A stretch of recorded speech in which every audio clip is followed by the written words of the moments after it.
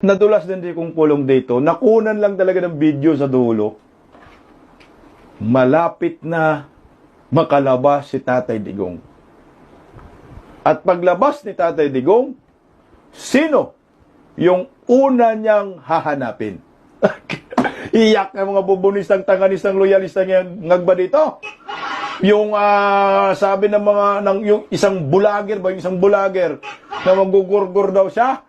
Pag nakalaya si Tatay Digong, patay ka diya dong.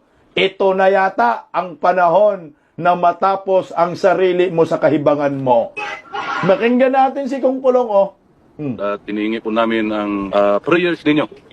Dumarating na panahon para sa health ng tatay namin. Maraming salamat po ulit sa inyong lahat. Thank you, sir. Okay. Maraming salamat po. Until Thank tomorrow. you, sir. Mabuhay po kayo, sir. Thank you. Alam pa ni Tatay Digong na 21 to 29 at sa NATO walang Paglabas niya, may message ko sa iyo. Paglabas niya. Paglabas niya. Okay. Maraming salamat. Malapit na. Maraming salamat ako sa iyo. Hindi po tayo Hahanapin, ikaw raw una hahanapin. Okay. Thank you po. Thank you. Sige, sige. Thank you. Nako! Patay kayo sana! Mukhang nadula si Kung Pulong dito. Sabi ni Kung Pulong, paglabas niya, ayan, oh, ikaw ang unang hahanapin niya. Paglabas niya, malapit na. Patay tayo dyan. Welcome.